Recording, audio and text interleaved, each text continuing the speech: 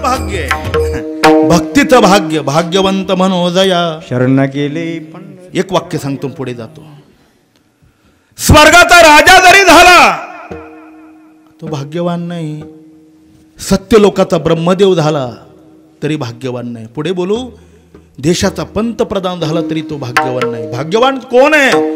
पंढरीचा वारकरी होणं जगात सगळ्यात मोठा भाग्य. होईल भिकारी पंढरीचा वारकरी. छोटासा प्रसंग सांगतो.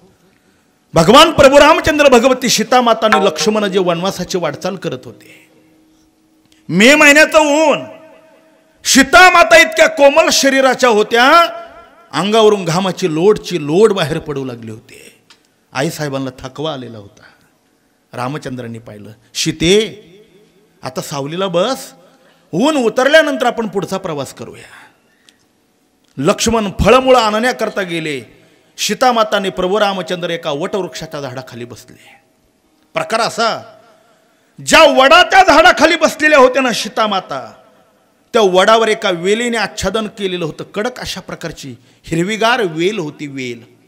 त्या वेलीला पाहिलं आणि सीता मातेने सांगितलं, प्रभू ती वेली किती भाग्यवान आहे, वृक्षाच्या आधाराने ती पसरलेली, किती भाग्यवान.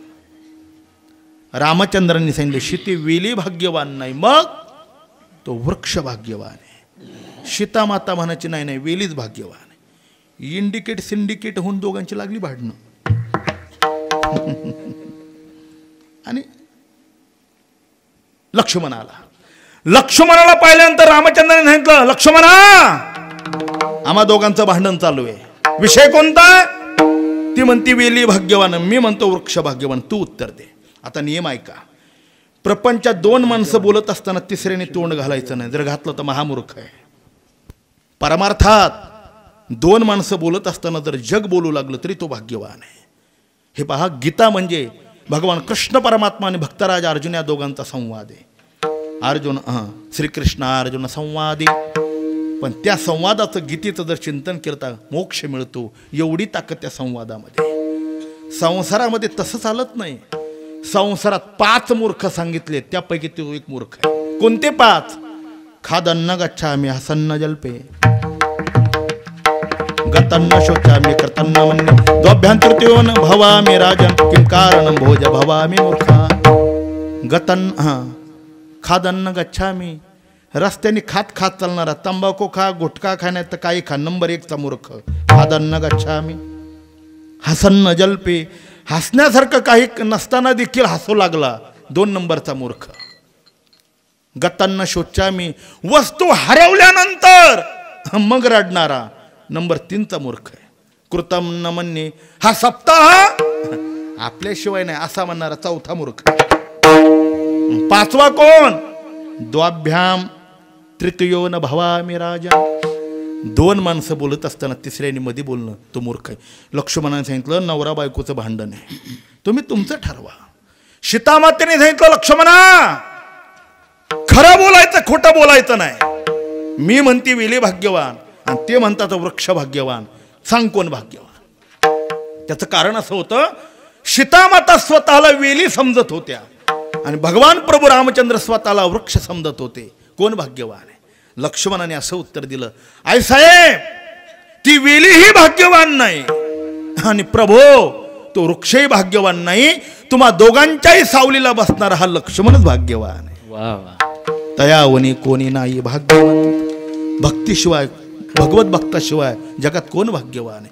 आणि 5वं वैराग्याचे भाग्य. महाराज सांगतात, हे वैराग्य संतांच्या संग म्हणजे संबंध यांच्यामुळे प्राप्त झालं. वैराग्याचे भाग्य संत संग हाची लाग. कावो या संतांचा तुमच्या जीवनामध्ये काय फायदा झाला त्याचं उत्तर दुसऱ्या चरणात देतात. संत कृपे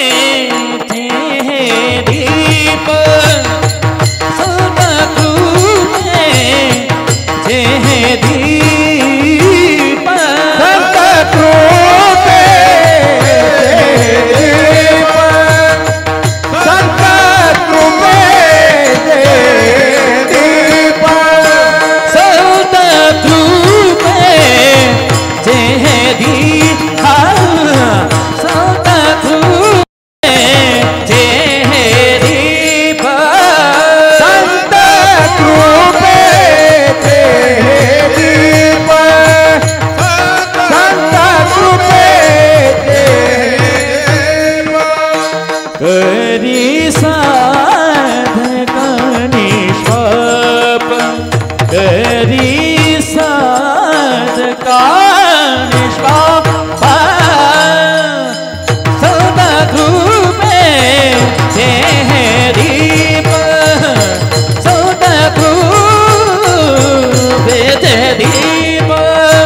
करे साधका निष्पाप करे साधका निष्पाप सदा तू दे दीप सदा तू दीप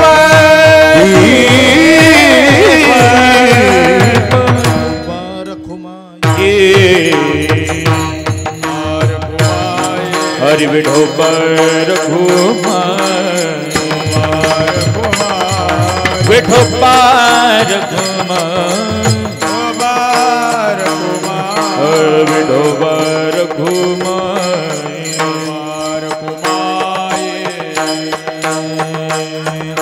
विठोबार घुमाय विठोबार घुमाय विठोबार घुमाय विठोबार घुमाय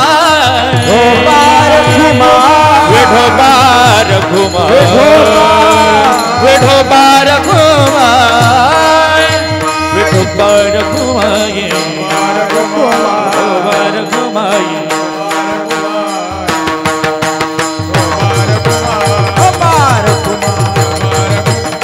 कुंडली कवरदा हरि विठ्ठल श्री ज्ञानदेव हरिनाथ भगवान की जय माऊली ज्ञानेश्वर महाराज की जय सद्गुरु जोग महाराज की जय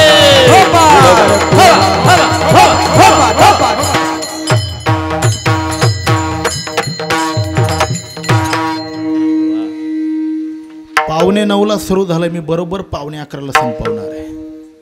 संत कृपेचे हे दीप 450 पाऊस जवळजवळ पावणे 500 किलोमीटरहून प्रवास झाला. दिवा जसा अंधाराचा नाश करतो ना, तसं अनादी कालापासून अज्ञानामध्ये खितपत राहणाऱ्या जीवाला प्रकाश देण्याचं काम संत करतात महाराज. एकच वाक्य सांगतो, आतापर्यंत जी माणसं परमार्थात आली ना, त्याला केवळ आणि केवळ संत कारणीभूत आहे, देव नाही. संतांमुळे समाज परमार्थात आला आहे. ज्ञानोबराय सांगतात, आता कृपा भांडवल सोडी परी माझी मतीची पोतडी करी ज्ञान पद्म जोडी थोरा माथे. हे सद्गुरू ना, माझ्या बुद्धिरूपी पोतडीमध्ये तुम्ही कृपेचं दान टाका. कृपा हा अदृश्य अलौकिक शक्ती प्रवाह आहे. एक सांगू, या कृपा शब्दाला अलीकडे पार गुळगुळीत करून टाकलं लोकांनी. कशालाय कृपा, कशालाय कृपा. त्या लग्न प्रसंगामध्ये लग्न लागल्यानंतर पाहतो आलावसर माईक हातात घेतो, त्याचं एक वाक्य ठरलेलं आहे, काय, आलेल्या आपतेष्ट पाहुण्यांनी कृपा करून जेवायला बसा. आता जेवायला कायला कृपा लागते, ती खायलाच आलेले राहतात. मिष्टान्न मित्र येजना, त्यांना काय लग्नाचं काय सुख दुःख आहे, मेनू काय. कृपा इतका खालचा शब्द नाही महाराज. त्या मामासाहेब दांडेकरांच्या चरित्रामध्ये गोड गमतीचा दृष्टांत आलाय. एक मनुष्य सकाळी सकाळी सकाळी मामासाहेबांच्या दर्शनाला आला आणि मामासाहेबांना म्हणू लागा, मामा काय सांगावं, माझ्यावर आज संतांची कृपा झाली. मामाला वाटलं ज्ञानोबरांचं दर्शन झालं का, वैराग्य झालं का, देवाचं दर्शन झालं, नेमकं झालं काय. त्याने चक्क सांगितलं, मामा माझ्या 2 हाताचे 4 हात झाले, म्हणजे लग्न झालं. मामा फटकळ विनोदी होती. सांगितलं, वेड्या, लग्नाकरता संतांच्या कृपेची काय गरज आहे, तुझं वय जवळजवळ 40 वर्षाचं आहे. आतापर्यंत एकाही मुलीने तुला पसंत केलं नाही, जिने तुझ्या गळ्यात माळ टाकली तिची कृपा समज, संतांची नाही. अरे कृपा काय, कशालाही लोक कृपा म्हणतात. ही कृपा नाही, हे प्रारब्धाने मिळतं. पण कृपा विशेष आहे. त्या कृपेचे 4 प्रकार आहेत. आता विस्तार करायला वेळ नाही. पहिली शब्द कृपा, दुसरी स्पर्श कृपा, तिसरी संकल्प कृपा आणि चौथी दृष्टी कृपा. विठाला विठाला विठाला विठाला विठाला. पहिली शब्द कृपा. महाराज संतांच्या शब्दामध्ये असं सामर्थ्य आहे. जरा उदाहरण सांगू, गाईचं शेण जमिनीवर पडल्याबरोबर जसं फुफाटा घेऊन वर येत आहे, तसं संतांनी जर शब्द टाकलाच तर जीवनाचं परिवर्तनच होतं महाराज. परिवर्तन. अशक्य गोष्टी शक्य होतात. जोग महाराजांच्या परंपरेमध्ये गुरुवर्य महाराजांच्या घरात स्वामी महाराजांचा फोटो पाहिला मी आज. फार आनंद. जोग महाराज, मामासाहेब लक्ष्मण महाराज, बंकट स्वामी महाराज यांचे फोटो आहेत गुरुवर्य माधव बाबांकडे. त्याच्यात स्वामी महाराज हे बीड जिल्ह्यात मांजर सोंब्याजवळ निनगुर नावाच्या गावचे राहणारे होते. त्या गावातला 7 वर्षाचा भानुदास कासार नावाचा मुलगा देवीच्या रोगाने मृत झाला. टिळकांच्या काळात प्लेग आला, स्वामी महाराजांच्या काळात देवी आला आणि आताच्या काळात आपल्या कोरोना आला. प्लेगच्याही साथीने लाखो लोक मेले, देवी रोगाने लाखो लोक मेले. कोरोना रोगात मेली नाही, मरतायत. एवढा भयानक. त्याला प्रतिष्ठित घराणं असल्यामुळे त्या मुलाला दफन विधी करण्याकरता खड्डा खांडून तयार झालेला होता. सगळं गाव त्याच्या अंत्यविधी करता उपस्थित होतं. पण त्या आईची श्रद्धा मात्र स्वामी महाराजांच्यावर होती. महाराज तिने आपल्या मालकाला सांगितलं, हे बघा, जोपर्यंत स्वामी महाराज येणार नाही, माझं बाळ मी त्यांच्या मांडीवर देणार नाही ना, तोपर्यंत याला पुरण्याकरता कोणी हात लावायचा नाही. महाराज स्वामी महाराज कीर्तनाला गेले होते, टांग्याने बोलवून घेतलं. सकाळच्या वेळेला त्या मुलाच्या बापाला त्या मुलाला स्नान घालायला लावलं आणि मेलेला मुलगा आपल्या मांडीवर घेऊन फक्त तोंडावर हात फिरवला. एकच वाक्य वापरलं, भानुदास काय झोपलाय, उठ. म्हटल्यानंतर झोपेतून मनुष्य जसा उठावा ना, तसे मेलेले भानुदास पुन्हा जिवंत झाले. मेले माणूस जित विठविले. त्यांना 2 मुली 2 मुलं आहेत. शब्दातलं सामर्थ्य. प्रसंग सांगेल तर वेळ जाईल. आदिशक्ती मुक्ताबाईंच्या प्रांगणात आहोत. त्यांच्याबरोबर ज्या वेळेला ज्ञानोबराय निवृत्तीनाथ सोपन काका महाराज शुद्धीपत्र घेऊन पैठणून येताना, अहो पखालीच्या रेड्याला वेद म्हणा म्हटल्याबरोबर रेड्याने वेद म्हणावा, हे ज्ञानेश्वर महाराजांच्या शब्द सृष्टीतलं सामर्थ्य. मग तुम्ही म्हणाल तुमच्या शब्दाने काय होत नाही. होईलच कसं. नको त्याची स्तुती करू करू ती आता काय ती वाणीच राहिली. कोणाची स्तुतीच करायची. कोणाची स्तुती. या या या बसा म्हणजे खाली बसा.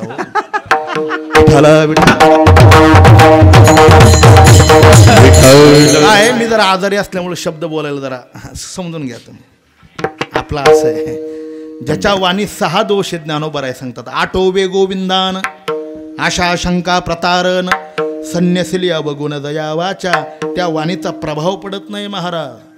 ज्याची वाणी शुद्ध सुचिरभूत वाचा, अशी ज्याची वाणी आहे, अशा वाणीचा परिणाम समाजावर होतो आणि त्याला शब्द कृपा म्हणतात. दुसरी दृष्टी कृपा आहे. प्रसंग कशाला सांगू. नाथ महाराजांनी गावबावर कृपा केली आणि गावबा रामायण लिहू लागला. कृपा कटाक्ष न्याहाळिले, कृपा कटाक्ष न्याहाळिले, कृपा कटाक्ष न्याहाळिले, कृपा कटाक्ष न्याहाळिले. आपले पदे बैसवे रे, आपले पदे बैसवे रे, आपुले पदी बैसविले, आपुले पदे बैसविले, आपुले पदी बैसविले, आपुले पदे बैसविले. अवलोके अवलोके. कृपा कटाक्ष न्याहाळिले, आपुल्या पदी बैसविले. बाप रखुमादे बोरू विठ्ठले, भक्ता दिदले वरदान. आलिंगन सुख वाटे. कृपा. तिसरी स्पर्श कृपा. स्पर्शात काय जादू आहे. अहो त्या स्क्रीन टच मोबाईलला नुसता स्पर्श केला का किती भरभर बदल होतो. करंटचा वायर बिगर करंटच्या वायरला चिटकवल्याबरोबर जसा सप्लाय जातो ना, अहो सामान्य स्पर्शात जर एवढी ताकद आहे तर साधून त्या स्पर्शातलं वजन काय असेल. माथा हात ठेविला नोही थापटीला जायचा. स्वामी विवेकानंदांच्या मस्तकावर रामकृष्ण परमहंसाने स्पर्श केल्यावर वृत्तीच बदलली महाराज. कालीमातेचा साक्षात्कार झाला. त्याला एकच मराठवाड्यातला प्रसंग सांगतो, पुढे जातो. 700 वर्षापूर्वी मराठवाड्यामध्ये बीड जिल्ह्याची राजधानी ही अंबाजोगाई. तिथे जैत्रपाळ राजा राहत होता. जैत्रपाळ. अंबाजोगाई अशी एक नगरी आहे का तिथे पूर्वी काळापासून अनेक साधू त्या नगरीला आलेले आहेत. साधू आल्यानंतर राजाने बघावं आणि त्यांची परीक्षा घ्यावी. खरं तर साधूची परीक्षा करूच नाही, पण त्याला परीक्षा करण्याची इच्छा असायची. तो साधू दिसला की एक हिंदी वाक्य म्हणायचा. कोणतं? रिकमे में पाव, ब्रह्म बताव, नाही तर लो टिकाव. रिकमे कळते का? घोड्यावर चढण्याकरता जी लोखंडी कडी असते ना, त्याला रिकमी म्हणतात. त्या रिकमीत पाय ठेवल्याबरोबर मला ब्रह्म समाधी लागली पाहिजे. आणि नाही लागली, आता घरी जायचं नाही, मग टिकाव खोरं घ्यायचं आणि तळ खोड जायचं. कधी बीड जिल्ह्यात अंबाजोगाईला या.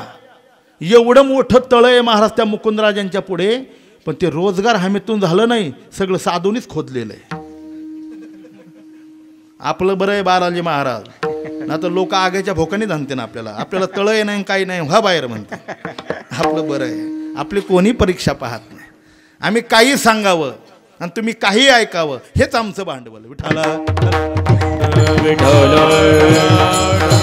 विठ्ठल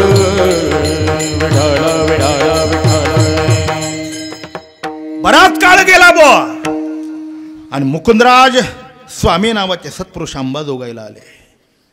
मुकुंदराजांना राजाने तोच प्रश्न विचारला. मुकुंदराज, रिकमे में पाव, ब्रह्म बता, नाही तो लो टिकाव. मुकुंदराजांनी सांगितलं, अगोदर त्या साधूंना मोकळं कर. राजाच्या आदेशाने सगळ्या साधूंच्या हातातून टिकाव खोर बाजूला काढला.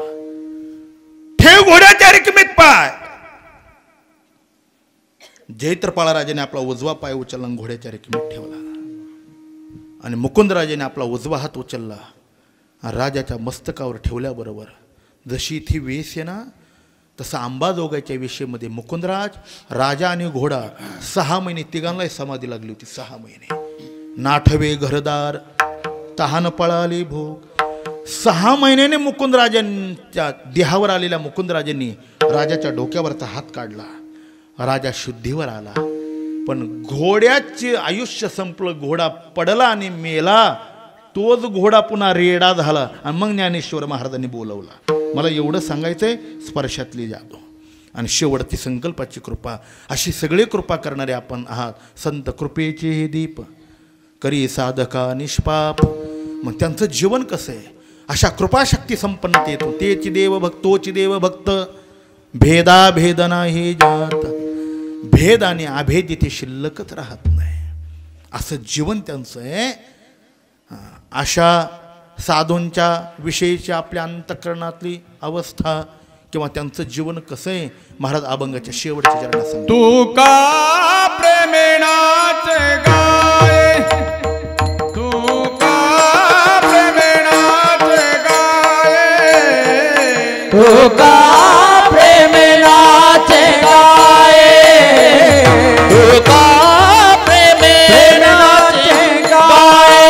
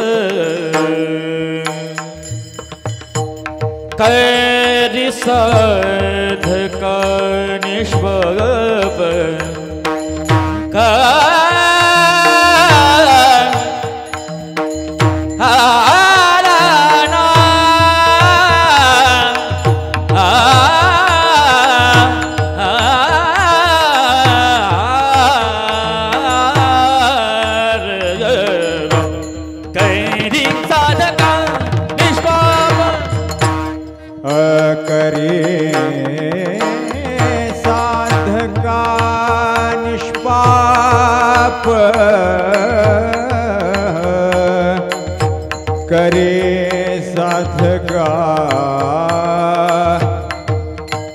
निष्पाप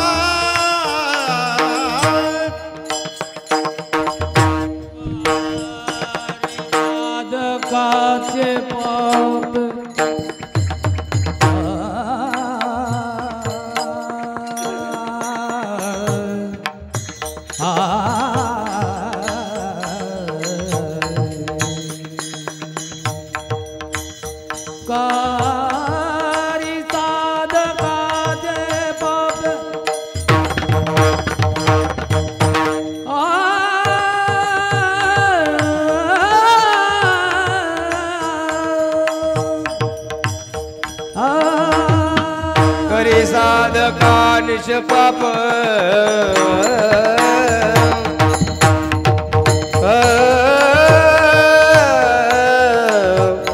करे साधका निष्पाप करे साधका निष्पाप करे साधका निष्पाप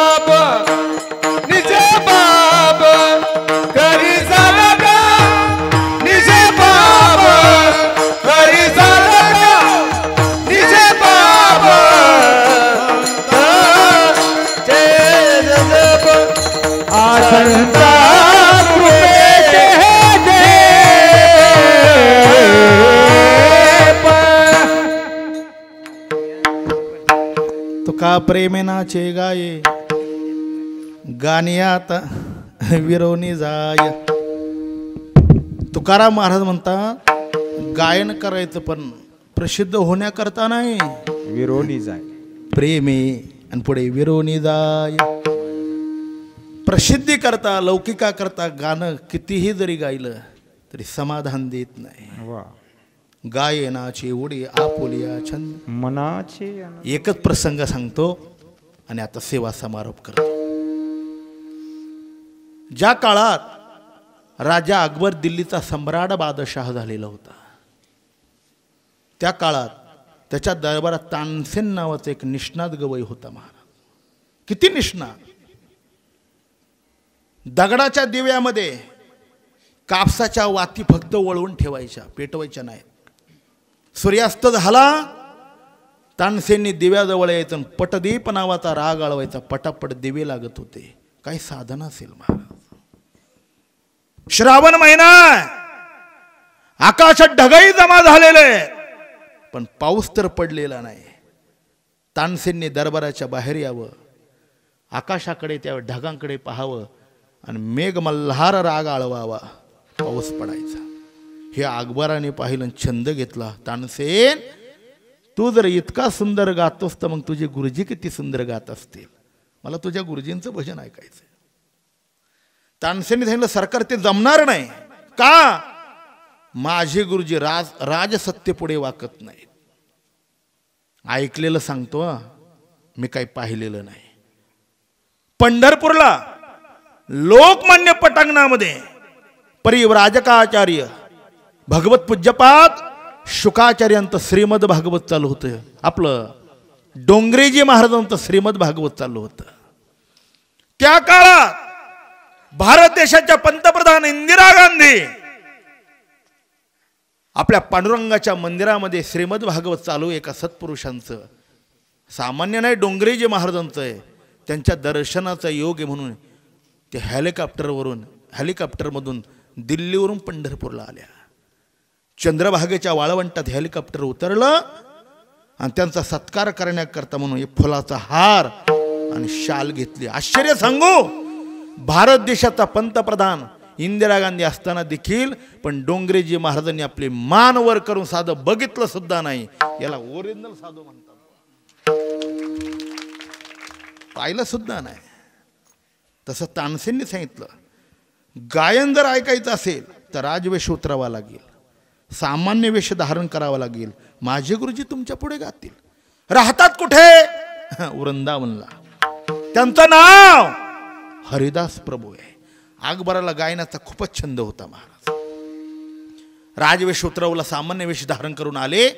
तानसेन बरोबर हरिदासांच्या पर्णकुटीमध्ये बसले. तानसेनने हातामध्ये एक तारा घेतला, तार छेदली आणि एकच राग आळवला. एक वाक्य सांगू, वैकुंठवासी परमश्रद्धे गुरुवरे विठ्ठलभाऊ घुले मोहनचं वाक्य.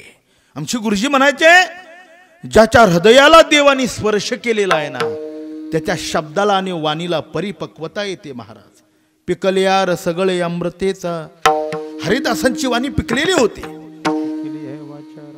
पिकले हे वाचा रामनामे. हरिदास प्रभूंनी ती चीज आळवली. बादशहाला समाधी लागली. हे हरिदासांना कळालं, भजनच थांबवलं. थोड्याच वेळात राजाची समाधी उत्थान झाली. हरिदासाचं दर्शन घेतलं, तानसेनच्या हाताला धरलं. वृंदावनाच्या बाहेर आले आणि राजाने तानसेनला प्रश्न विचारला, तानसेन, अरे तुझ्या गुरुजींचं एकदाच मी भजन ऐकलं तर मला समाधी लागली, आणि तुझं भजन ऐकून ऐकतो मी म्हातारा झालो तर कधी झोपही आली नाही. एवढं अंतर का? खरोखर उत्तर दे, नाही तर तलवारीने शिरच्छेद करील. तानसेनने सांगितलं, सरकार सहज येते. काय?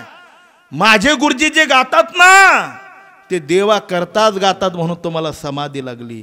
मी गातो ते धना करता गातो, मग झोप तरी कशी? म्हणून प्रेम महत्व. तुका प्रेमे नाचे गाय, गाण्यात विरोधी संत कृपेचे हे दीप, करे साधका निष्पाप. श्री गुरु ज्ञानेश्वर माऊली ज्ञानराज माऊली ज्ञानेश्वर माऊली ज्ञानराज महाराज ज्ञानेश्वर माऊली ज्ञानराज माऊली ज्ञानेश्वर माऊली ज्ञानराज माऊली ज्ञानेश्वर माऊली ज्ञानराज माऊली ज्ञानेश्वर माऊली ज्ञानेश्वर माऊली ज्ञानेश्वर माऊली ज्ञानराज माऊली